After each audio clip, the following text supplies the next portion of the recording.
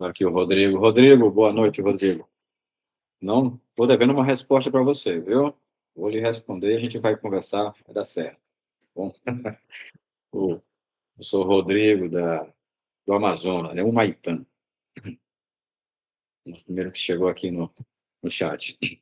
Bom, nós chegamos à segunda palestra, né, do nosso React World Congress, esse segundo dia de evento. Acabamos de encerrar o link com o professor Laudemir Carlos Varanda, que nos trouxe uma abordagem extensa, muito rica e densa sobre a aplicação de nanomateriais e aplicações em diversas áreas. Maravilhoso. A palestra vai estar disponível no nosso canal. Você pode assistir, reassistir quantas vezes quiser, ok? E a gente fica muito satisfeito e feliz. Especialmente agora que a gente vai dar seguimento a essa segunda etapa, tratando de uma área igualmente, não só conectada, né, mas muito pertinente, né, muito alinhada, que é a área de baterias, com o professor Alexandre Urbano, da Universidade Estadual de Londrina. Professor Alexandre, muito boa noite. Obrigado por aceitar o nosso convite tão gentilmente, né? Tivemos um problema técnico aqui nessa transição, mas já superamos, estamos online. Então, agradeço muito a sua disponibilidade, professor. Vou fazer. Beleza, Renato, João, obrigado aí primeiro pelo convite, né? É uma honra poder compartilhar com vocês da Universidade Federal do Maranhão. Vocês são no campus de São Luís São mesmo, Luís, São Renato? Luís. Tá? São Campos São Luís. Luís. Isso. Muito legal, muito legal. Fico muito feliz, muito honrado pelo convite, poder demonstrar um pouco ah, do assunto que a gente trabalha aqui em Londrina, né? Diferente do professor Varanda, não vou falar de resultados, mas vou falar mais do aspecto atual, né, da tecnologia de baterias, qual a evolução que houve disso, né, até hoje, Perfeito. e, e tentar manter o nível da palestra do professor Varanda, né, fantástico, resultados espetaculares, né, Muito bom. Assim. e vamos lá, o desafio é grande. Então, agradecendo o Zé Professor, Renato, eu o nome agradeço. dessa react é seu. Legal, Zé Renato, obrigado. Agradecendo o Zé Renato, agradeço a todo mundo aí. Quem estiver ouvindo agora, quem for ouvir depois, já deixo o meu muito obrigado aí. Então vamos lá. O título dessa palestra é Evolução das Baterias e seu impacto na portabilidade na matriz elétrica. Eu sou o professor Alexandre Urbano, do Departamento de Física da UEL, Universidade Estadual de Londrina, aqui no Paraná, norte do Paraná. Essa foto é a foto do Departamento de Física do campus da UEL. É um campus bastante arborizado. Posso dizer que nós estamos dentro de uma grande fazenda, de um bosque, rodeado principalmente pela árvore nativa e símbolo da UEL, que é a peroba, né? A peroba é a nossa árvore mãe. Inclusive, na foto tem uma perobinha aqui atrás da placa do departamento de física, tem uma perobinha nova aqui de uns 10 anos de idade, uma árvore muito bonita, que foi usada inclusive como madeira para colonização, né, do norte do Paraná, lá nos idos de 1930. Londrina é muito nova, fez 90 anos agora só, e peroba foi a madeira usada pelos colonizadores ingleses para construir as casas em Londrina e região. Então vamos lá. O assunto de hoje é baterias, né? A bateria na sociedade e onde que a gente usa baterias, e certamente você que está me ouvindo tem uma bateria aí do seu lado, dentro do seu telefone celular ou do seu laptop, na sua máquina fotográfica, né? E então a gente vê aqui os antigos telefones usavam baterias, e falando em capacidade, em energia, né? Em watt-hora, numa certa unidade de energia, aqueles telefones usavam de 1 a 3 watt-hora. Nós passamos para os smartphones, que nosso companheiro aí inseparável, né, mudou toda um conceito social, de 3 a 5 watt-hora de energia ele requer, né, os tablets de 5 a 30, laptops de 20 a 50, equipamentos, né, instrumentos de trabalho, né, 50, 90 watt-hora, aparelhos médicos, motos elétricas, sistemas de abastecimento de energia elétrica, como no breaks, né, de 200, 1000, mas enfim, é infinito também. E a gente chega aí no assunto mais atual, que são os veículos elétricos, né, que vai ali até os seus 35.000 watt-hora, que requer, né, das baterias toda essa energia acumulada. Hoje as baterias têm um desafio, e a gente ouve isso direto, né, na mídia, que é o desenvolvimento para veículos elétricos. E por que que isso é um desafio?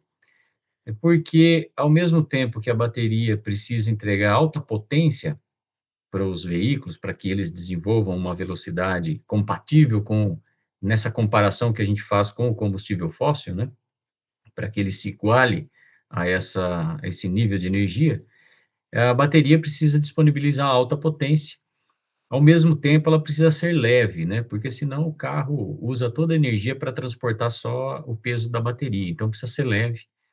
Precisa ser de baixo custo para que a a abrangência de uso, né, seja a máxima possível. E também, obviamente, precisa ter baixo impacto ambiental, né, acho que a socie o há uma conscientização planetária, né, com relação aos cuidados com o planeta, e o professor Varanda falou muito em impacto ambiental, e toda a ciência é feita hoje tendo como pano de fundo o cuidado com o meio ambiente, afinal de contas, nós só temos esse planeta para morar, né. Com relação a baixo custo, as baterias, a gente vai conseguir baixo custo nas baterias quando a gente utilizar, para confeccioná-las, elementos abundantes na crosta terrestre. Os mais abundantes, silício, alumínio, ferro, cálcio, sódio, esses são muito abundantes, então a ideia é utilizá-los, inventar eletrodos de baterias que usem esses elementos abundantes, assim, o custo diminui. O custo também passa a diminuir se os elementos, são bem distribuídos, geograficamente, né, por questões até geopolíticas. Quer dizer, você tem o lítio, por exemplo, muito concentrado na América Latina, inclusive, muito na Bolívia, uma região de alta instabilidade política. O cobalto, um dos elementos primordiais também das baterias de íon lítio, distribuídos na África, principalmente na República Democrática do Congo, e democrática não tem nada, né, porque é um país que vive sob guerra civil e sob um controle ditatorial muito pesado, e é óbvio, então, que os países desenvolvidos, os países produtores de baterias, a ciência busca eliminar ao máximo o cobalto da composição, dos dispositivos, sejam eles baterias, como o que a gente está conversando, seja também ímãs, os magnetos permanentes, né, também houve época que ele era à base de cobalto e uma terra rara, samário, nos magnetos se evoluiu para ferro, neodímio e boro, por exemplo, né, então o cobalto foi substituído pelo ferro, bastante abundante, pouco tóxico, né. Então a ideia nas baterias também é reduzir drasticamente inclusive suprimir completamente o cobalto da composição química das baterias, né. E, por sorte, isso tem sido alcançado. Então, pensando em baixo impacto ambiental, os materiais, além de abundantes, têm que ser pouco tóxicos, né.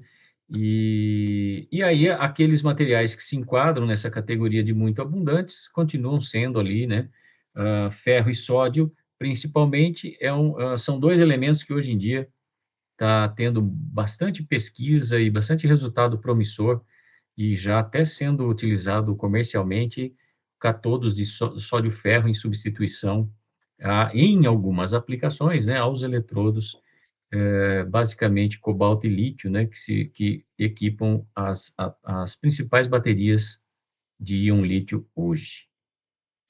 Bom, vamos contar a historinha da bateria, como que ela começou, todo mundo já deve ter ouvido falar um pouco dessa história, eu vou relembrar para vocês, né, começou com Alessandro Volta, lá na Itália, analisando os resultados de um outro italiano, Galvani, Luigi Galvani, e assim Alessandro Volta montou a primeira pilha em 1799, arredondando aí para 1800.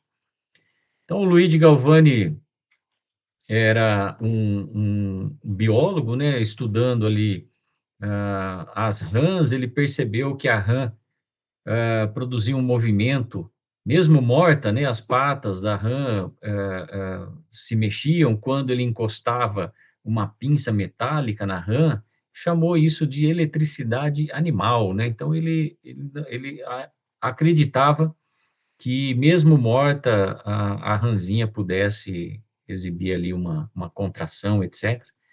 Mas foi Alessandro Volta que percebeu que não, o segredo daquele movimento estava no metal da pinça e numa associação com os fluidos corpóreos ali da pata da rã, né?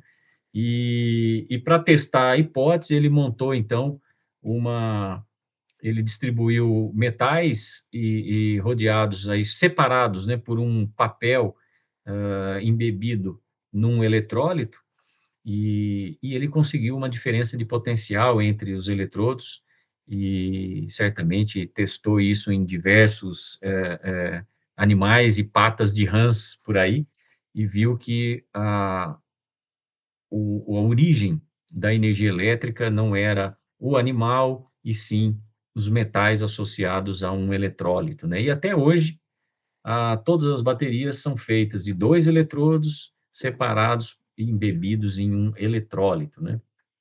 Essa, essa história da bateria, ela é muito interessante, porque vejam a temporalidade da coisa, né? Nós estamos em 1800, Volta descobre, inventa a bateria, melhor dizendo, e a partir daí,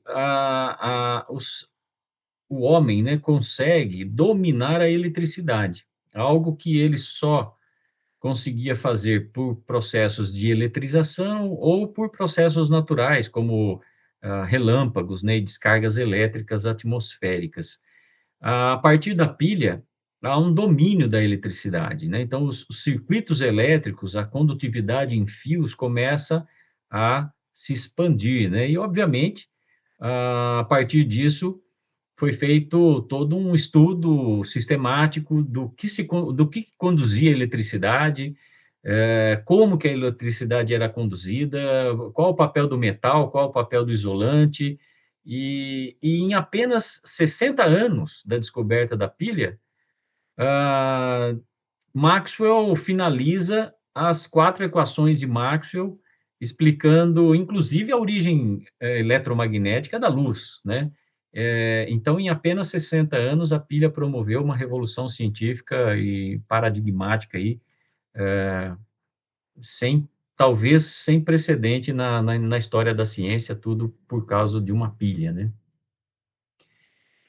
Bom, na sociedade nós temos basicamente dois tipos de pilhas, né? As primárias, todo mundo aqui conhece, todo mundo tem uma ou mais dessas pilhas em casa, no controle remoto e etc. Então, isso é interessante porque a gente ouve falar de sistemas modernos de baterias, mas está aqui a bateria primária ainda sendo usada aos montes, e é assim mesmo, cada pilha, cada bateria, cada sistema eletroquímico tem uma aplicação tecnológica, e uma é mais adequada do que outra para determinado fim. E isso vai, eu imagino, ser sempre assim, é uma relação de custo-benefício, né? Outro tipo de bateria que existe são as secundárias, aquelas recarregáveis, da qual faz parte a bateria de íon lítio. Essa história começa com Gaston Planté, em aproximadamente 1860, e ele constrói a primeira bateria de chumbo ácido, né? Os eletrodos aí de óxido de chumbo versus chumbo, embebido num eletrólito de ácido sulfúrico, e na descarga eles caminham para se tornar um sulfato, né? E esse processo é reversível, aplicando uma tensão inversa, os eletrodos voltam à sua origem. Então, foi um sistema muito robusto e que está até hoje com a gente, né? Então, todo carro tem lá sua bateria de chumbo ácido, a maioria absoluta dos no-breaks que a gente usa, seja em laboratório de pesquisa ou em indústrias, em telefonia, em data center, muito hoje, ainda com chumbo ácido dominando muito esse cenário. Em 1908, 1909, aparecem as baterias à base de níquel, e elas dominaram praticamente o século XX todo, né? Foram as baterias mais modernas, além da chumbo ácido, foi a bateria de níquel, que ela principalmente diminui o peso das baterias. Então, nós estamos falando aqui de 1860, 40 anos, quase 50 anos depois, aparece uma nova tecnologia, e os saltos parece que são quantizados aí em 50 anos, né? Porque depois de 50 anos, após a Segunda Guerra, surgem as baterias de níquel, a base de níquel, níquel-cádmio seladas. Então, elas podem equipar equipamentos portáteis, né? Elas não vazam o eletrólito, né? Elas retêm o eletrólito no seu interior, então elas podem ser transportadas em longas distâncias, etc. E, como são recarregáveis, elas conferem uma vida útil bastante interessante. Isso aconteceu lá em 1950. Quase 50 anos depois, novamente, aparecem duas tecnologias muito interessantes. A de níquel hidreto metálico, e mais uma bateria à base de níquel, porém, agora substituindo o cádmio pelo hidreto metálico, que é uma liga de lantânio-níquel também, envolvendo, então, uma terra rara. Essa é uma bateria muito interessante, acabou praticamente com a toxicidade da níquel-cádmio e com as propriedades muito parecidas com a de níquel-cádmio. Porém, em 91, né, para o azar dessa tecnologia, chegou ao mercado as baterias de íon lítio. Então, depois de 100 anos do surgimento da bateria de níquel, aparece uma nova tecnologia, que são as baterias. As baterias de íon lítio ainda contêm níquel, mas não é mais o grande protagonista, e passa a ser o lítio e o cobalto, principalmente, os grandes protagonistas, né?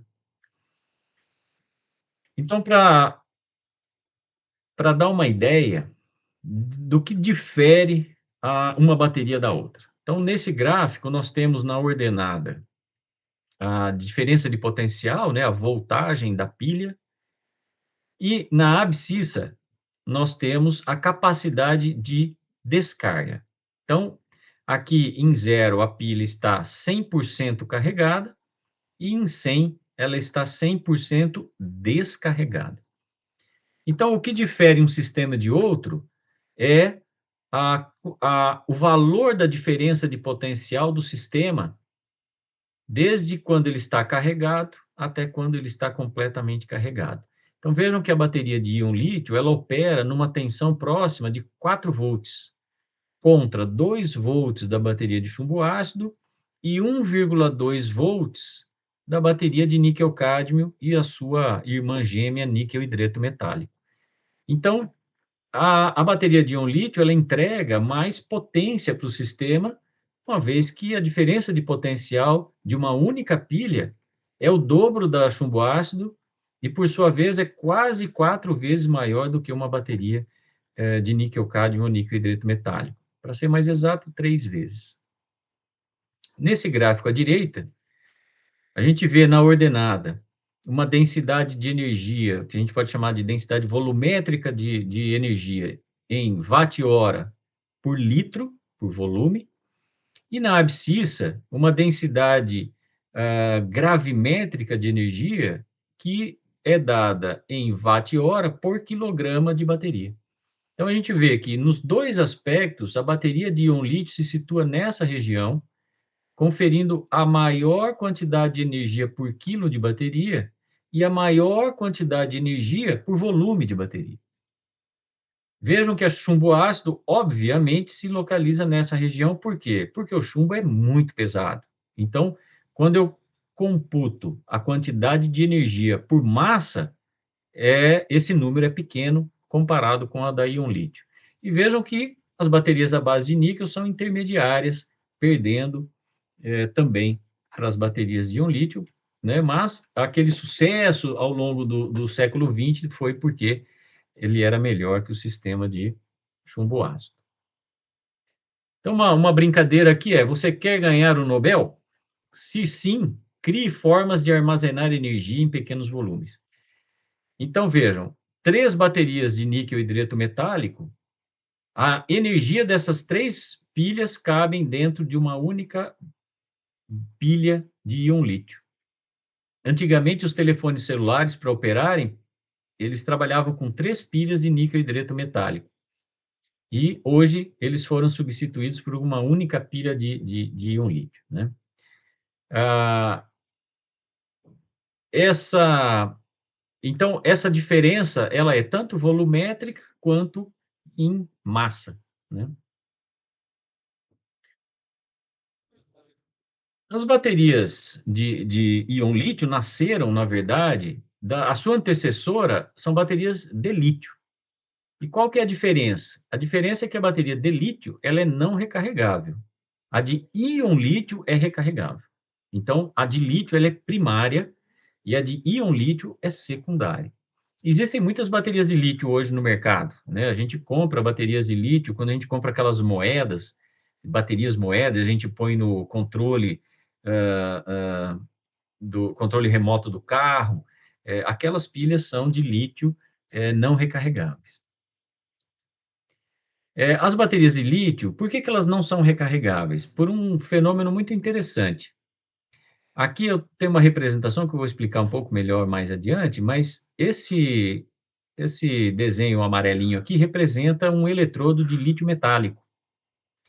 E com a suce se nós recarregarmos um sistema desse tipo, o que acontece é que nas sucessivas recargas, ao invés do lítio depositar em torno do eletrodo de modo bem comportado, ele forma agulhas.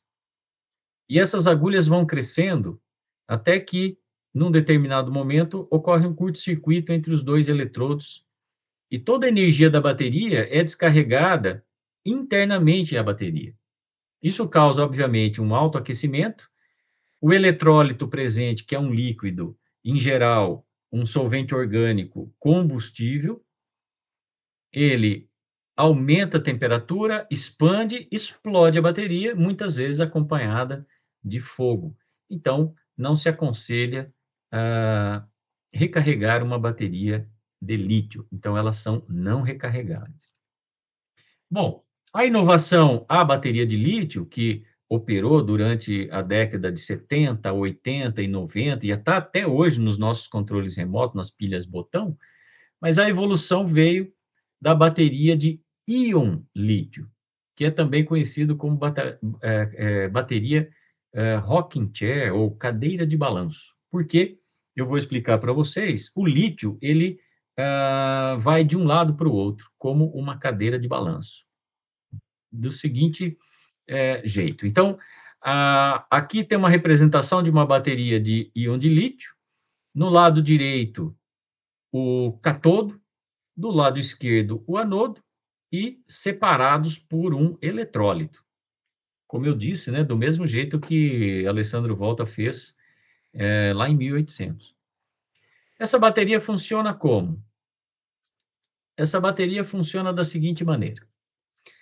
Aqui uma representação, do lado esquerdo agora, o catodo numa representação de óxido de metal de transição litiado, e à direita o anodo feito de grafite, esse mesmo que a gente tem no lápis, na lapiseira, né?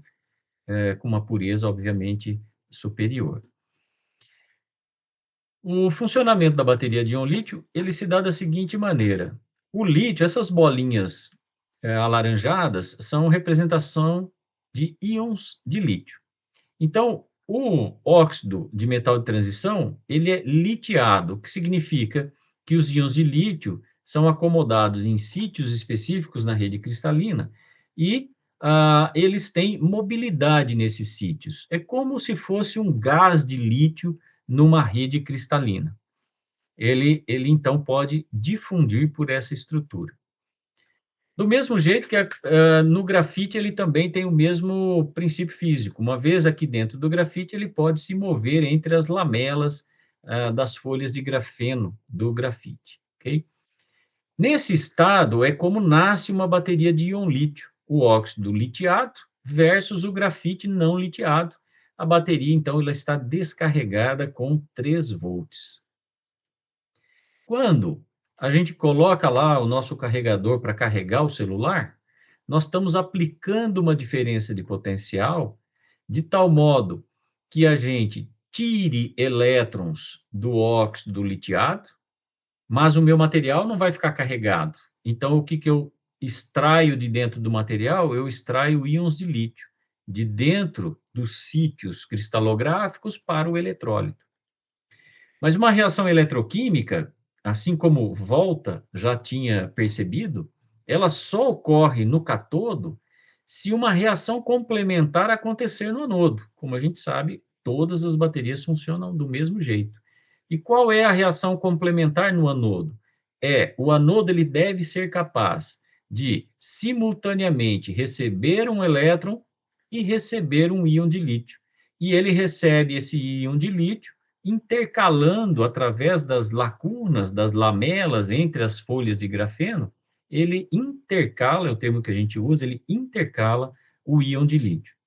O elétron, ele acompanha a nuvem eletrônica que circunda o íon de lítio no grafite, e no catodo, esse elétron, ele tanto sai do material oxidando o metal de transição, como no processo inverso, ele entra no material reduzindo o metal de transição. Então, o metal de transição é o responsável pelo fenômeno de oxirredução que acontece no eletrodo positivo da bateria de íon lítio. Então, nesse caso, é aplicada uma diferença de potencial, o processo não espontâneo acontece, porque eu estou forçando que ele aconteça, e aí, ao final do processo, quando eu tirei a maior parte dos íons de lítio, eu deintercalei do meu catodo, joguei para o eletrólito, e os íons do eletrólito intercalaram no meu anodo, quando eu tenho uma situação, então, final, do grafite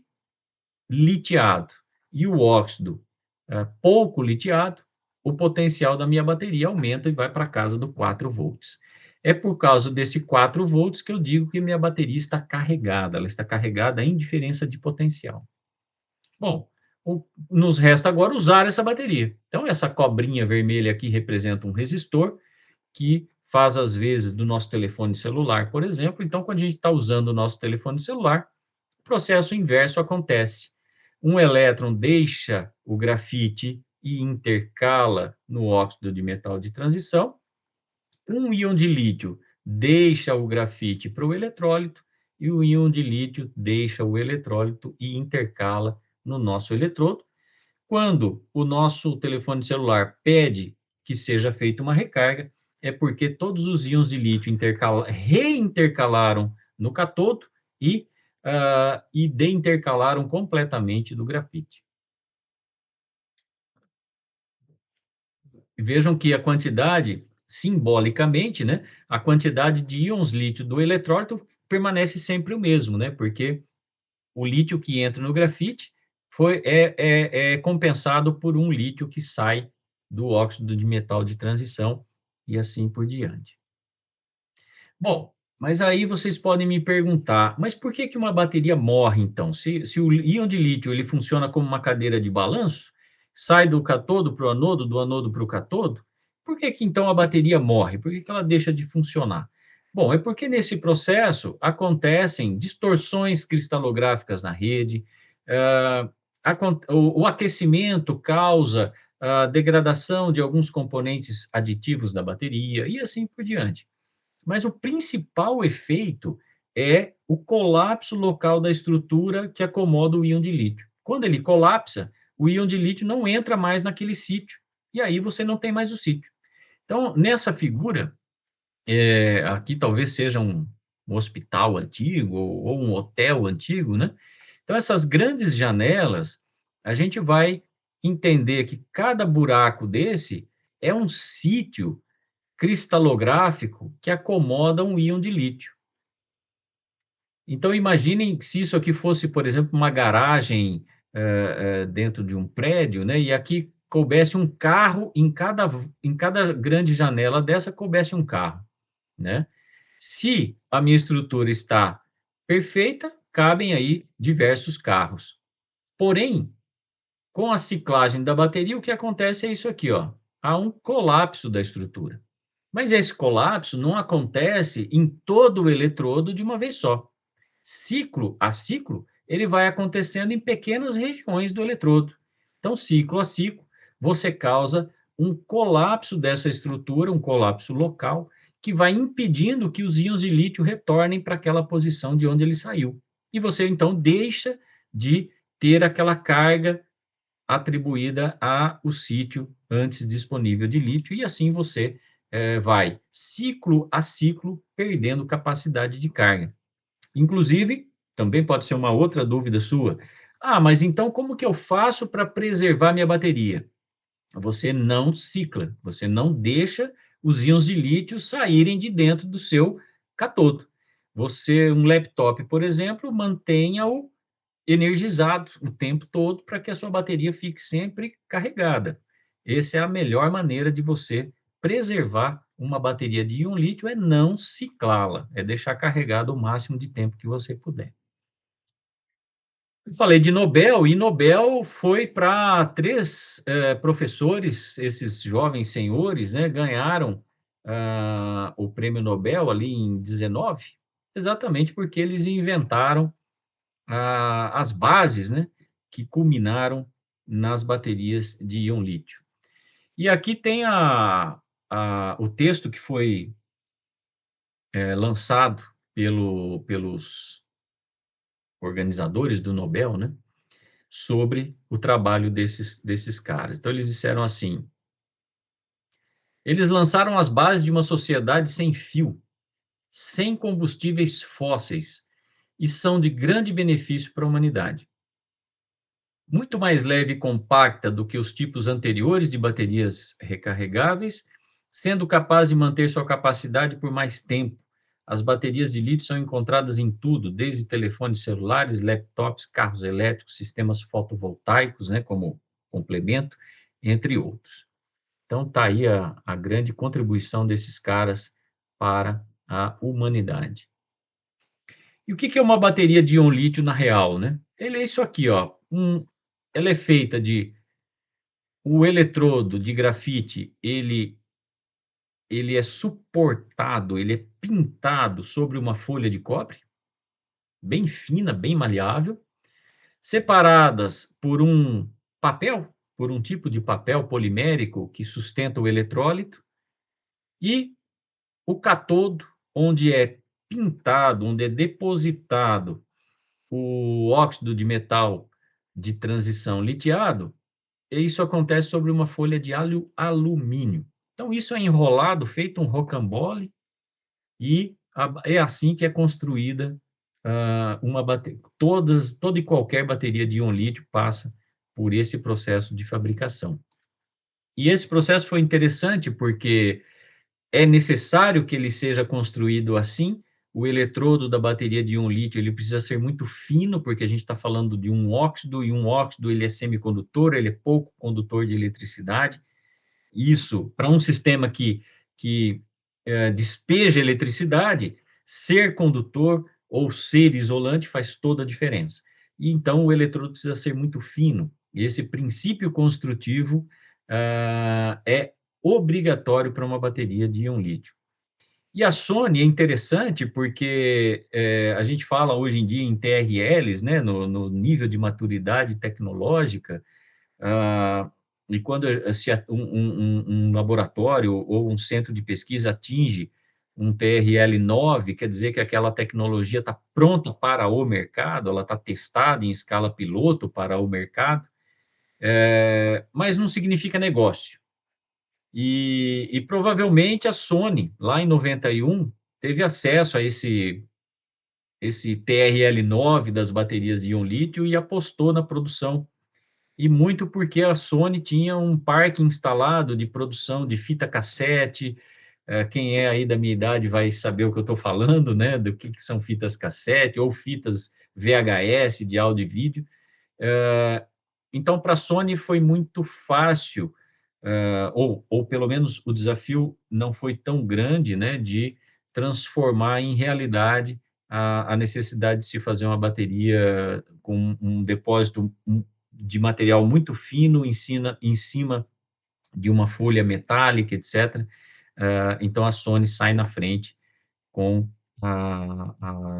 despejando no mercado as primeiras baterias de íon-lítio comerciais. Bom, hoje em dia nós temos, então, o material que governa hoje, que controla as baterias, a capacidade de carga das baterias de íon-lítio está limitada ao catodo, uma vez que o anodo tem capacidade de carga excedente com relação ao catodo. Então, o catodo é o grande limitador hoje.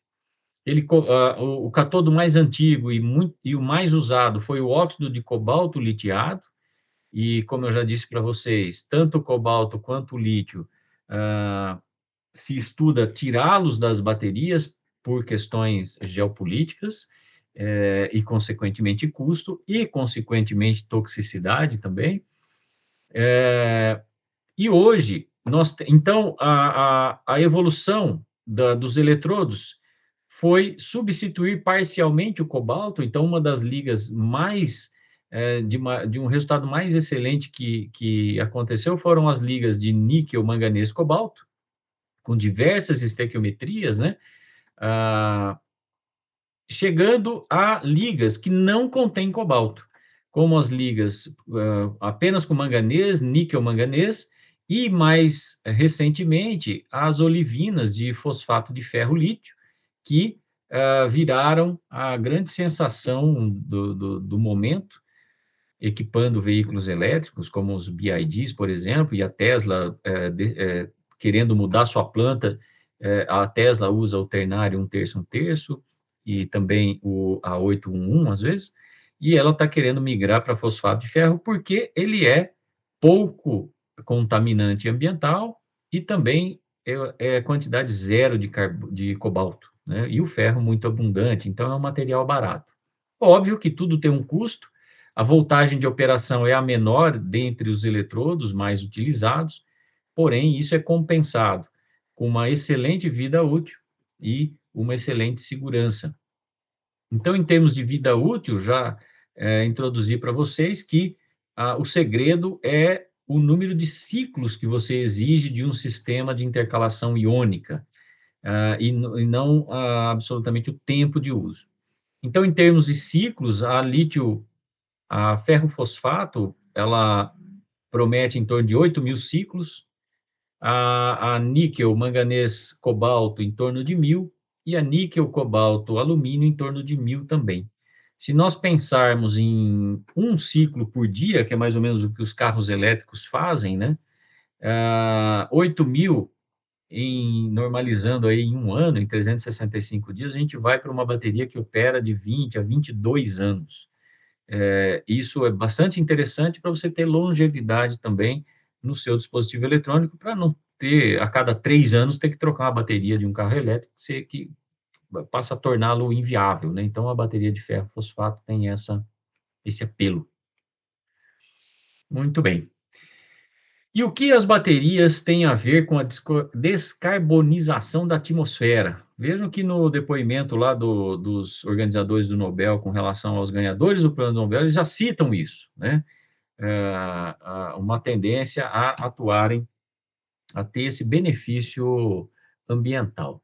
Então, se a gente pensar em matriz energética mundial, a gente vai ver um domínio de 70% a 80% de combustível fóssil para a matriz energética mundial. Quando a gente fala em matriz energética brasileira, esse número vai cair na casa ali nós estamos com 34%, carvão mineral, uns 40% da nossa matriz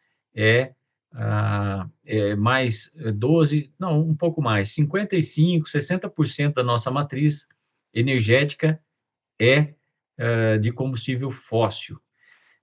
Já na matriz elétrica mundial, também é muito pesado a quantidade de combustível fóssil, chegando aí aos 60%, 65%.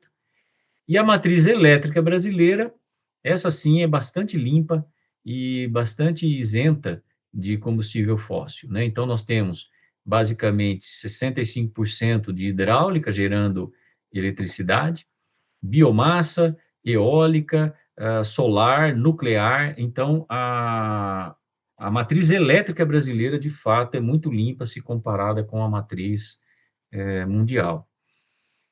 E quando a gente fala em matriz energética, nós estamos falando que os veículos emitem poluição e as indústrias que utilizam combustível fóssil para queima, siderúrgicas e outras empresas, emitem também uma quantidade monstruosa de CO2 na atmosfera. Por que o combustível fóssil é um problema? Vamos lembrar aqui, porque o combustível fóssil está embaixo da terra, bonitinho, quietinho lá embaixo, toda aquela quantidade de carbono. Quando a gente tira lá do fundo da terra e queima, a gente joga para a atmosfera. Então, a gente tira o que está armazenado ali por processo de milhões de anos de adaptação do planeta e a gente joga para a atmosfera, usando a escala temporal aí do planeta, praticamente instantaneamente nós estamos fazendo com que esse carbono vá para a atmosfera, né, de modo muito rápido. Então, e o tempo de acomodação do planeta é muito lento, né? E um grande problema disso é o efeito estufa, né? Então, esse gás na atmosfera faz com que a atmosfera vire um refletor de infravermelho, basicamente, e toda a energia que o planeta recebe do Sol, principalmente a radiação infravermelha, é refletida, causando um aumento da temperatura da atmosfera, né? E pensando em emissão de carbono pelos veículos a combustão, a gente vê aqui uma comparação dos veículos a gasolina e diesel com o veículo a etanol. Todos produzem mais ou menos a mesma coisa, a mesma quantidade, a mesma tonelada de CO2 ano, né? Então, em torno aí de 3 toneladas, vamos arredondar. Em 10 anos, nós temos 30 toneladas de CO2 emitida por um carro, né? Por um veículo. Rodando numa certa característica, são dados aproximados, né, só para a gente ter uma ideia, e o que é interessante, que chama atenção, é que um carro pesa aí na faixa de 1 tonelada e meia, e ele produz o mesmo peso dele em CO2 ano, né, aliás, ele produz 2 vezes o peso dele em CO2 por ano, né, então é muito CO2, de fato, um único carro, né, então de fato é muita coisa. Então, falando de carro, falando de veículos elétricos, né? Onde que entram as baterias nessa parada, né? O mercado de baterias só cresce, né, para veículos elétricos. Nós estamos aqui em 2026, nós estamos falando em 113 bilhões de dólares movimentados nesse mercado, com crescimento, se não for exponencial, deve ser quadrático, até 878 bilhões de dólares em 35. Então, daqui 9 anos, esse mercado vai aumentar em torno de 8 vezes. Então, fica a dica aí para os empreendedores de plantão, né, que é o que a gente chama de oportunidades, né? Então, às vezes, o empreendedor fica buscando uma oportunidade, onde eu vou investir, onde eu vou empreender, que eu tenho futuro, né? Essa é certamente uma tecnologia, uma área promissora para investimentos e para empreendedores visionários, tá a olhos vistos que é uma boa, é um bom mercado. Como estão os veículos no Brasil, né? Então, os carros 100% elétricos são 57%, os híbridos 43%. A evolução da frota em segundo trimestre de 2025 era de quase 300 mil veículos e no segundo trimestre de 2025 foram produzidos aproximadamente 35 mil veículos elétricos. Os maiores estados em número de veículos, São Paulo lidera, obviamente, isso acompanha um pouco o PIB, né, dos estados, São Paulo 87 mil, etc., o meu Paraná aparece aqui em quinto. As cidades com mais veículos, de novo, São Paulo, Brasília, Rio de Janeiro, Belo Horizonte, Curitiba, né, as capitais dominam, o poder financeiro das capitais é maior, né. E o quanto demanda um veículo elétrico de bateria? Então, vamos pegar aqui a bateria do BYD Dolphin, né, um dos menores, mais compactos.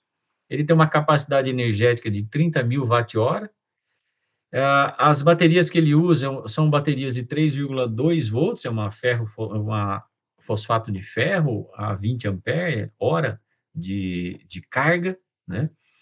Pesa quase 400 gramas, e essa pilha fornece 6 watt-hora de energia por célula. Então, para fazer uma bateria para o BYD Dolphin, nós precisamos de 5.000 células que medem 18 centímetros por 3,5 centímetros de diâmetro numa célula cilíndrica. Então, para a gente ter uma ideia da quantidade de matéria-prima que a gente precisa para produzir bateria para um único carro, né? Então, imagina para uma frota inteira, imagina para o mundo todo, né? E em termos de matriz elétrica, onde que a bateria de íon lítio conversa com a matriz elétrica, né? Então, matriz elétrica, nós estamos falando de geração de energia eólica, geração de energia fotovoltaica, geração de energia hidroelétrica, geração de energia nuclear. São as formas de energia com zero emissão de carbono, né? São todas energias com zero emissão de carbono. Essas fontes têm algumas diferenças, né? Então, a usina nuclear, ela vai operar continuamente, enquanto o material radioativo estiver ativo, ela está operando, com mais ou menos produção, depende o bombardeamento que você exige, mas, enfim, ela pode dispor mais potência ou menos potência também. A hidroelétrica, se você deixa uma vazão maior, você tem mais potência, e a hidrelétrica ela pode ser considerada uma grande bateria, na verdade, né? Porque ela tem um reservatório. Eu posso fechar e manter o meu reservatório, eu posso manter essa bateria carregada, se eu quiser, né? E posso recarregá-la também, né? Se eu tiver um sistema que bombeia a água para dentro, de volta para o reservatório, eu consigo recarregar uma usina hidrelétrica. Então, a usina hidrelétrica é uma grande bateria, em termos de modo de funcionamento. Agora, a eólica e a fotovoltaica, elas são singulares porque essa só opera quando tem sol e essa só opera quando tem vento, né? Então, elas podem gerar muita energia. Por exemplo, quando eu tenho muito sol, eu gero muita energia, porém, à noite eu gero zero. É fato, é zero. Não tem outro valor. E a eólica é a mesma coisa. Se eu não tenho vento, ela gera zero. Se eu tenho vento, no máximo, ela gera um pico de potência. Então, elas são intermitentes. Essas fontes, elas são muito boas, porque elas fornecem para a matriz elétrica muita energia, né? E ela tem um impacto ambiental, sempre tem um impacto ambiental, mas é menor do que uma hidrelétrica que alaga campos e etc. Também comparável com a usina nuclear, apesar de eu ser um fã desse tipo de energia, o rejeito radioativo ainda é um problema. E o problema dessas intermitentes é o curtailment, né, que vocês já devem ter ouvido falar, que é a limitação ou redução forçada da injeção de energia renovável na rede elétrica. Quem determina isso é o Operador Nacional do Sistema, o ONS. Por quê? Para garantir a estabilidade e a confiabilidade do sistema interligado. Então, o curtailment ele corresponde à energia gerada, mas que não é entregue. Então, no Brasil e outros mercados, as perdas por curtailment pode chegar a 20%. Então, uma solução é usar baterias como apoio para a geração intermitente de energia elétrica. Então, esse sistema pode armazenar o excedente de produção, estabilizar a carga, promover serviços auxiliares, como controle de frequência do sistema, e arbitrar a energia no sentido de fornecer quando eu tenho muita demanda, quando a demanda está reprimida, e absorver quando a oferta está, quando está sobrando oferta. Então, eu tanto armazeno quanto eu injeto, né? Então, ele funciona, por isso que ele é o funcionamento do reservatório de água da hidrelétrica, passa a ser as baterias. Então, os os Battery Energy Storage System são sistemas que se integram à rede intermitente. Aqui a foto de uma usina de baterias. Então, cada container desse contém diversas baterias, formando um parque com uma possibilidade de absorção de energia elétrica muito robusto, né? Eu não comentei, mas devia ter comentado que uma limitação grande também para o curtailment e para que a matriz elétrica fique bem comportada no país é você ter, obviamente, uma rede de distribuição bastante robusta, e os parques das usinas de baterias, obviamente, que dependem disso. Eles precisam ser interligados por fios condutores, né? Senão a coisa não funciona. Aqui um exemplo de um Battery Energy Storage System, de um BESS, que eu cotei para o meu grupo de pesquisa. Nós fizemos um projeto e cotamos um BESS para que a gente estude esse BESS, né? Tem muita gente trabalhando com BESS, mas a caracterização do BESS, a qualidade dos BESS, não tem ninguém fazendo isso, e a gente está se propondo a estudar os sistemas BESS para quem decidir importar esse tipo de material. No Brasil, a gente pode ser uma certificadora, né? E o BESS que nós compramos, ele tem 261 kWh de energia, e ele pode trabalhar numa taxa, ele pode tanto receber 100 kW de potência máxima, como ele entrega no máximo 100 kW também, sendo que o reservatório dele é de 261 kWh. Para vocês terem uma ideia de custo, para essa capacidade de energia, com essa taxa de potência, que aqui o inversor é que vai mandar nesse valor, ele fica em torno de, arredondando, $40.000. Então, um armazenador de 261 kWh de energia, $40.000. Tá? Então, fazendo algumas continhas, se eu tiver uma usina fotovoltaica, eu chutei alguns valores aqui só para fazer uma estimativa, com 1 megawatt, que seriam aproximadamente 2.000 painéis, sendo alimentados aí por 5 horas diárias de sol, nós teríamos, então, 5 megawatt-hora. Para esses BES que eu cotei, né, quantos desses BES eu precisaria para absorver a energia de uma usina fotovoltaica de 1 mega, né? Então, seria em torno de 20 BES daquele tipo lá. E 20 BES daquele tipo a 40 mil, nós estamos falando em algo como $800.000, ou em preço sem imposto, nós estamos falando em R$ 4 milhões. E o custo dessa usina fotovoltaica, hoje, em painéis de 500 watts, que é meio padrão, é R$ 1.200.000. Então, vejam que o custo da bateria ainda é muito mais alto que o custo dos painéis solares. Então, de fato, bateria precisa baratear. Muito estudo ainda vai ser feito, e isso ainda vai evoluir muito para que essas tecnologias se equiparem em custo, tá?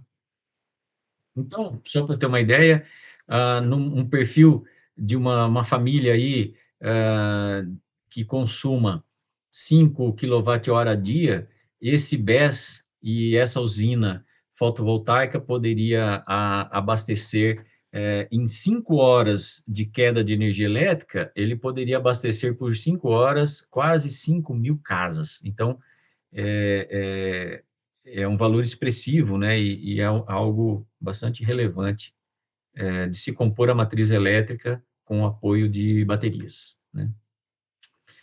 Bom, e os desafios são baterias de estado sólido, aquelas onde você substitui o eletrólito líquido por eletrólito sólido, principalmente conferindo a segurança para a bateria, né? E baterias de íon duplo. Então, hoje, as baterias que estão no mercado, a de íon lítio e íon sódio, já está entrando forte no mercado como bateria comercial, tem muito a melhorar, mas já está presente. Elas são baterias que entregam 1 elétron por íon intercalante.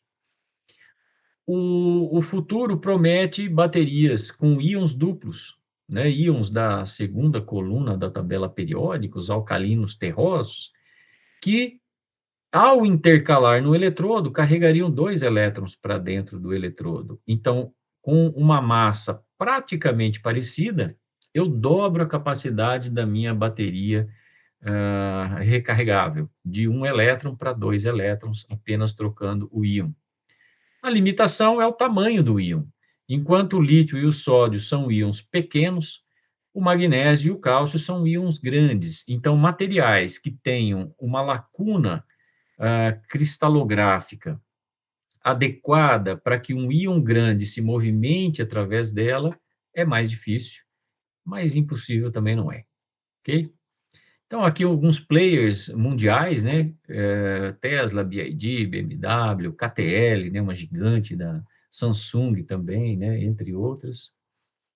Aqui, como disse o professor Varanda, eu confirmo, né? Sem equipe, a gente não faz nada, e só devido a essa galera que a gente consegue produzir alguma ciência nesse país. Então, eu agradeço demais pela atenção de todos. Está aí o meu contato, meu e-mail, meu WhatsApp. Se alguém quiser bater um papo, falar mais sobre isso, fica à disposição, vai ser sempre um prazer. E agradecendo aí, professor Zé Renato, João, pela, pela acolhida e pelo convite. Imagina, a gente que agradece, o React World Congress que agradece, professor Urbanos, muito didático, exemplar e aplicado, de fato, a sua colocação. Professor, o pessoal estava comentando algumas coisas aqui no WhatsApp, a gente tem um grupo, né, que estava comentando aqui. A gente estava vendo ali volta por volta, por volta de 1.700, não vai alugar muito, né? E a gente estava vendo, o aluno meu estava perguntando aqui, aquela bateria de Bagdá, volta de 200 antes de Cristo, ali, assim, que procedência que tem com aquele artefato? O senhor tem conhecimento? Olha, você falando isso, vagamente alguém comentou com isso comigo há um tempo atrás, mas eu não tenho ideia certa sobre isso, mas eu vou pesquisar. Bateria de Bagdá. Uma coisa assim, é um artefato que acharam que atribuíram a ser uma bateria. Ah, Enquanto você conversava, eu dei uma olhada rapidinho. Mas, assim, falando, é uma coisa mais curiosidade, né? O caminho da ciência foi tá muito bem posto, esclarecido. Professor, eu tenho, assim, uma curiosidade. A gente está hoje preso, né? Conversávamos ontem isso com o professor Venâncio, a evolução da tecnologia, né? Mostrou aí uma curva muito promissora para se investir no mercado de baterias para automóvel, né? Até para 2000, até 2035, em frente, né? Espera-se, de fato, que, no ritmo que as coisas se desenvolvem hoje, a gente mantenha por muito tempo ainda essas baterias tipo essa de íon lítio? olha, eu acho que a, o que vai determinar a sobrevida dessa tecnologia é a matéria-prima. O lítio previa-se que ele se esgotaria em 2050, 2060, mas algumas jazidas na Europa, na Ásia já foram descobertas e já aumentou isso em quase 100 anos. Na história do petróleo, né? Exato, exato. E aí, além disso, o íon de lítio está sendo substituído com bastante satisfatoriamente pelo íon sódio, que é muito abundante, né? Muito, é Isso praticamente chegar. inesgotável, né? Se a gente pensar. Então, então eu acho que são tecnologias que vão se reformar, né? Se a gente pensar, as baterias de lítio, elas têm 35, 40 anos no máximo aí, né? E já estão sendo substituídas. Então, a, a ciência dos materiais, a pesquisa por novos materiais avança muito rápido, né? E, e interessante que a microeletrônica também avança muito rápido. E ela permite um casamento muito interessante entre essas coisas. Porque, veja, uma bateria de íon lítio por si só não funciona sem um circuito elétrico, desculpa, sem um circuito eletrônico, sem um chip, né, que são os chamados Battery Manager Systems, né, os BMS, né, os BMS. Sim. Sem eles, as baterias absolutamente não funcionam, porque o processo elétrico de carga desses sistemas tem que ser muito bem controlado. Diferente da bateria de chumbo ácido, você liga numa fonte de 12 volts, deixa lá. Vai, passa lá amanhã, você tira o conector de 12 volts, sua bateria está carregada. Ponto. Fantástico. É simples, até por isso que ela é bastante utilizada, porque ela é bastante simples, né? A íon lítio não, ela precisa de um gerenciador. Sem o gerenciador, ela já não funcionaria. Então, sem a microeletrônica, ela não funcionaria. Então, é, eu acho que é uma associação aí entre microeletrônica e novas baterias que é muito presente. Então, hoje a bateria de sódio, ela está virando realidade, apesar de todos os problemas que o sódio enfrenta em termos de tamanho iônico, baixa potencial eletroquímico, eu não entrei em nenhum detalhe sobre as partes mais científicas da bateria, mas enfim, mas isso eu acredito que vai ser suplantado pela evolução da microeletrônica. A microeletrônica ajuda a evolução dos sistemas eletroquímicos.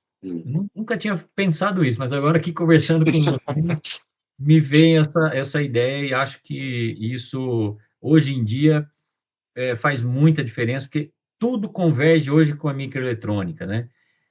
Desde um respirador lá na Covid, Sim. que você tinha um microcontrolador fazendo tal coisa. Então, acho que está tudo muito interligado também, sabe? A sua fala agora, professor, me resgatou um comentário ontem do professor André Grilli com relação ao asfalto, né? Ele falava assim, conversava sobre a tecnologia de asfalto, que várias aplicações, que vem. Ele falou, professor, olha, antes de pensar em qualquer novo material, nova tecnologia, é preciso se utilizar o que tem com eficiência. Então, tirar o máximo do que se tem, para então você tratar de buscar novas alternativas para as demandas que não foram ainda atendidas, né? Mas é preciso tirar o máximo do que se tem, né? Acho que fica um pouco nessa linha, né? E a parte da microeletrônica, como o professor colocou, deve trazer o melhor aproveitamento dessa eficiência com a própria evolução dela, né? Ah, acredito nisso também. A gente vê hoje várias empresas instalando no Brasil e essa parte de demanda por minerais críticos, né? Metais, e a maioria disso tudo, professor, voltado para questão armazenamento de energia, é verdade, né? Para a produção de ímãs permanentes, mas especialmente esse ramo da automobilística, né? Esse ramo da automobilística. O professor acredita que os carros elétricos, no ritmo que nós estamos, eles continuarão pujantes, predominando, ou a gente pode contar aí que vem alguma coisa com hidrogênio, com energia nuclear? A gente vê a China andando a passos largos em todas as áreas, né? Os chineses, só o olho pequenininho assim, mas os passos largos em todas as áreas, muito abrangente. Queria que você só fizesse um comentário para a gente coroar a nossa sua palestra com essa perspectiva que você vê com relação a, né, de fato, vale a pena investir em bateria? O que você vê mais de horizonte que a gente possa vislumbrar? Essa pergunta sempre a gente cai, né, nesse dilema, né? Vai ser uma tecnologia perene, né? Como que vai ser isso aí? Fazendo aí um exercício de futurologia, né? Que é bastante difícil, porque a gente não tem as informações talvez mais relevantes, que é o quanto o dinheiro do petróleo influencia as decisões né, nos países. Nos outros setores, Se, né? se, por exemplo, houver uma guinada e os magnatas do petróleo decidirem investir em baterias, injetando todo o seu dinheiro em sistemas elétricos, né? Quer dizer, a virada acontece repentinamente, né? Então, a matriz, como eu mostrei, né? A matriz energética mundial ainda é fóssil, né? Então, ainda que os veículos minimizem o uso do combustível fóssil, mas a matriz energética é fóssil, né? Então, o petróleo vai continuar muito forte. Então, deixar de produzir gasolina não vai acabar com o petróleo, né? Ele ainda tem muitas aplicações. Então, se o petróleo, o dinheiro do petróleo, se voltar para a produção de bateria, aí é irreversível. Aí não tem mais âncora, né, que segure a explosão do sistema elétrico. Eu, na minha opinião, acho que ainda a grande barreira é a questão de como o Oriente Médio vai conduzir essa questão. Se eles optarem por investir na eletrificação, aí, aí a eletrificação vai acontecer, porque é o poder monetário que vai ditar, né, Porque se eles hoje reduzirem o preço do barril pela metade, eles inviabilizam a eletrificação, Exatamente. né? Então, eles detêm todo o poder, tanto de eletrificar como de não eletrificar, né? A Europa é impressionante a eletrificação da veicular da Europa, né? As grandes cidades europeias, você não ouve mais barulho de carro, de motor a combustão, não tem mais fumaça nas ruas, as prefeituras, os governos, o setor público eletrificou toda a frota de ônibus, de caminhões, coleta de lixo, etc., está toda eletrificada. Veículos elétricos, Madrid, Barcelona, estão praticamente 80% eletrificado, então a cidade é outra, a cidade tem uma qualidade do ar, etc., assim, fantástica, né? Então, quando a cidade vive essa realidade também, é difícil ela retornar para uma realidade suja, porque ela percebe a sujeira, né? Então, esses escapamentos de caminhão que a gente vê aqui no Brasil soltando uma fumaça É, preta, dolorida, isso não existe mais. Então, o povo simplesmente não aceita mais. Então, aí é cultura também, né? sim, Mas, sim, enfim, sim, eu sim. não sei dizer sim ou não, mas eu acho que nós estamos engatinhando, né, com a questão da eletrificação. E se continuar como está, como essa projeção que eu coloquei, que é uma simplesinha, né, uma projeçãozinha de nada, mostra que a tendência é que a dominação aconteça mesmo, sabe? Professor, a eletrificação, os automóveis, sobretudo, ela vem para a gente com um pano fundo, assim, de fundo, acho, com um outdoor, uma propaganda muito, chamando muita atenção sobre o aspecto ambiental. Mas é claro, a gente sabe que o ambiental não se sustenta sem o econômico, e tem aí, claro, todo um outro tripé, dos quais uma das bases é a geopolítica, né? Tem uma importância muito grande nisso também. Mas com relação ao ambiental, professor, a produção de baterias, os processos produtivos, de fato, eles se equiparam a manter a queima de petróleo, ou a gente já conseguiu processos que compensem isso? Alguns estudos, não, confesso, não estou atualizado, não são recentes, mas alguns estudos mostravam que a emissão durante a produção de baterias se equiparava mais ou menos às emissões de um veículo durante a sua vida útil. A gente já conseguiu melhorar esse processo? Que relação que o professor conhece nesse aspecto?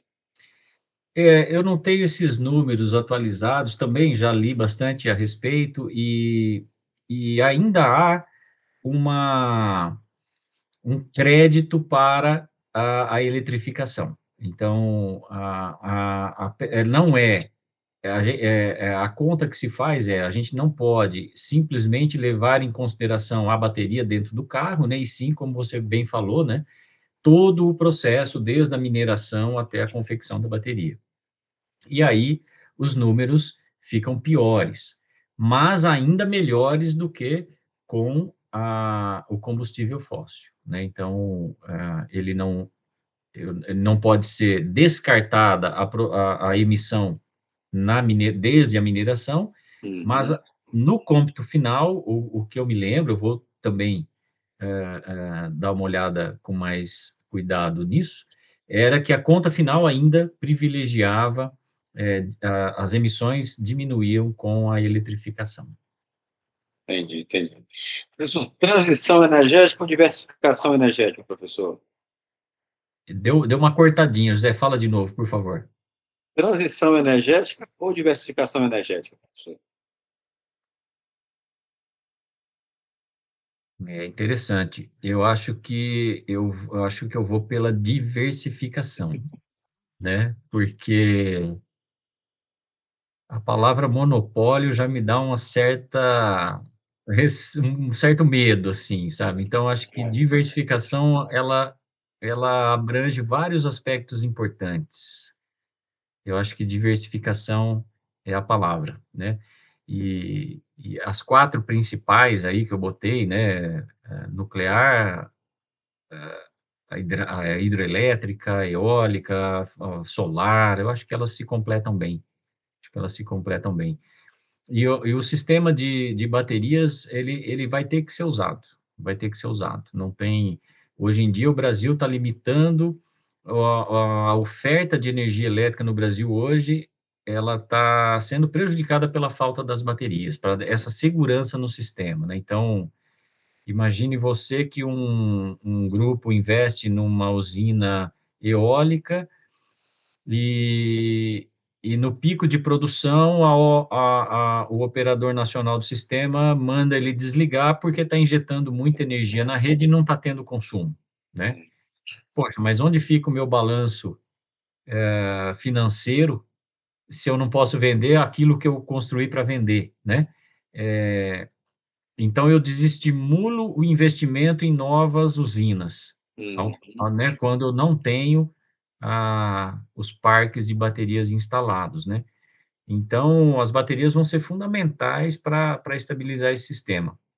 Tem um dado que eu já me deparei com ele, eu preciso resgatar onde que ele está escrito, que diz que a, a área de usinas eólicas offshore, né, em alto mar, que o Brasil já tem mapeadas como áreas de implantação de usinas, já estão mapeadas, né?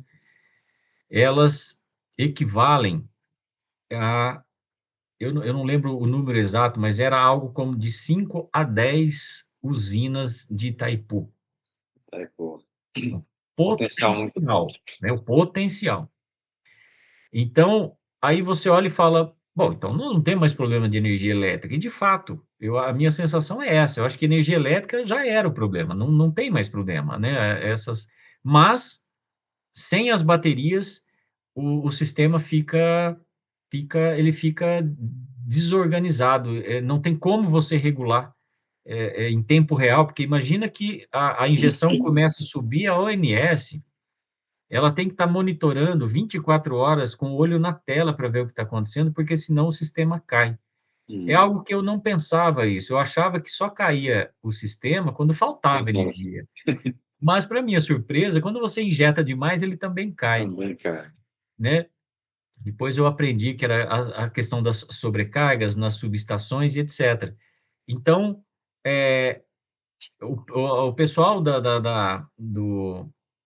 do operador nacional, eles deve ser hoje a posição de trabalho de maior estresse que existe no país, porque imagina você causar como aconteceu na Espanha e Portugal, né, se eu não me engano, Uhum. final de 24, onde houve o início de 25, eu não estou lembrado, e houve um grande apagão por conta da grande injeção de energia na rede, né? Entendi. Então, aconteceu mesmo e acontece mesmo. Então,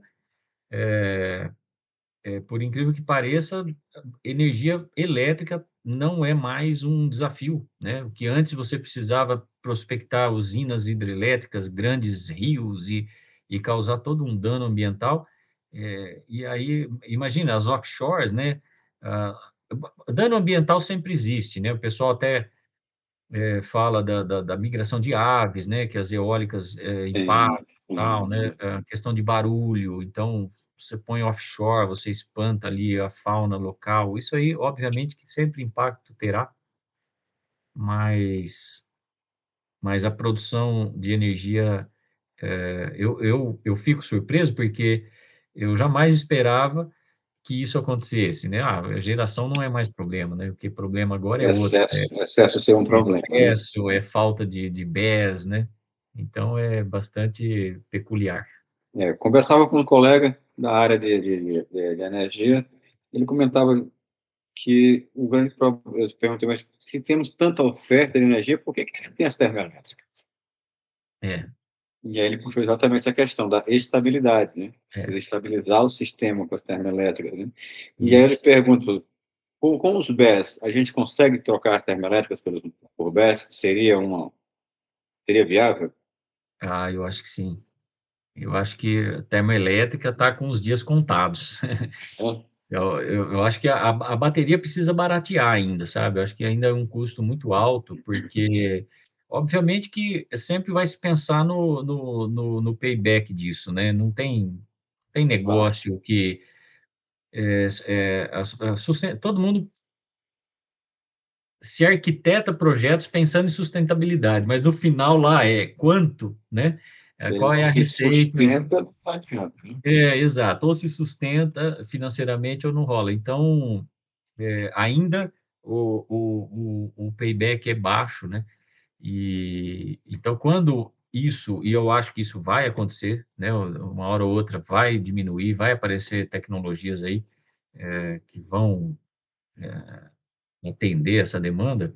Aí termoelétrica está com o dia contado, nuclear está com o dia contado, porque tem esse risco, né, do material radioativo e tal, é sempre uma coisa, regiões, no Brasil nós estamos mais tranquilos, como não é uma região instável tectonicamente, nessas coisas de placas e tal, mas enfim, é sempre um risco associado muito grande, né?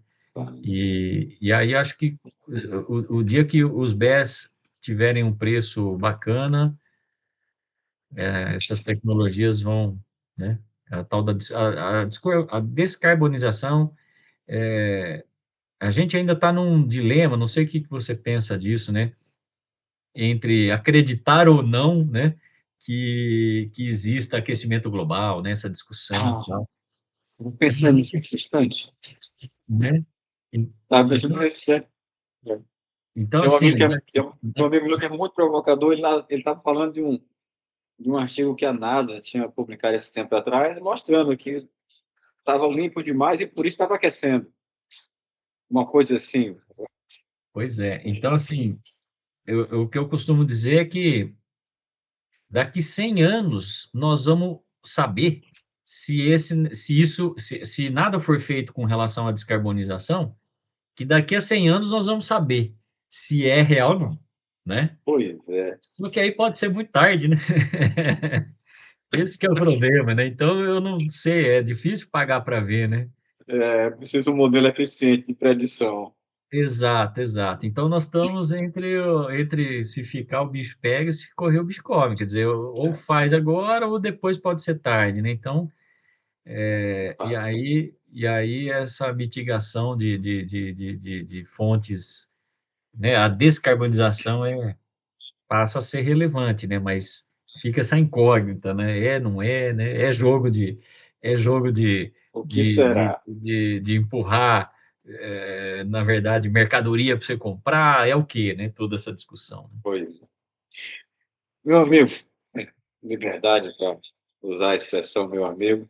Não, eu Um fico, papo, eu papo fico muito gostoso, lisonjeado. uma palestra maravilhosa. O React World Congress fica muito orgulhoso de recebê-lo nessa noite, Muito de obrigado. presentear o nosso público online. Tivemos um pico, bastante gente aqui ao vivo, né? O nosso público que assiste posteriormente, sejam todos bem-vindos, aproveitem.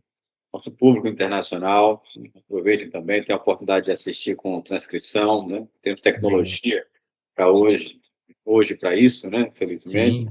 Sim, sim, sim. E aí, Urbano, eu quero lhe agradecer demais por aceitar o convite tão prontamente, agradecer o evento e te convidar para a gente fazer novas parcerias, para a gente continuar aproximando os laços, tá? Isso Gosto mesmo. muito da área de energia, sou químico da área de energia renovável, sou apaixonado pelo setor, por materiais, fazer acontecer, pela ciência, por soluções. Que ótimo. E já te convido para amanhã a gente acompanhar o professor Jorlândio, é um físico, está hoje na Inglaterra fazendo um trabalho lá maravilhoso, com uma espintrônica, e a professora Nilmara, e ela é da Universidade de Louvain, na Bélgica, e ela vai falar para a gente sobre materiais aplicados, a diagnósticos de câncer, uma abordagem um pouquinho do que o Laudemir falou, então tudo muito conectado.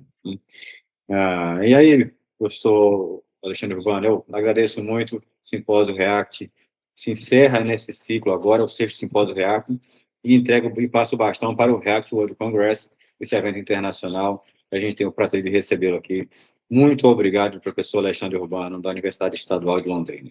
Eu que agradeço, Renato, João, pelo apoio aí, pelo convite, e fico, pô, sempre à disposição, e foi um prazer enorme estar com vocês aqui. Um grande abraço a todos. Obrigado, professor. Um grande abraço. E a gente se encontra amanhã às 18h15, a partir das 18h15, online no React Universe Play, com o terceiro dia de Simpósio React. Passa lá e confere os trabalhos, tá certo? Os trabalhos dos nossos alunos, tá? Estão publicados do tema do congresso, até publicado no nosso canal. Amanhã a gente publica outra parte dos trabalhos que são da área interdisciplinar. Trabalhos que nossos avaliadores tiveram o maior cuidado e crivo de selecionar. Obrigado a todos, boa noite, um grande abraço, professor Urbano, abraço, João, abraço, React World Congress. Um abraço, gente.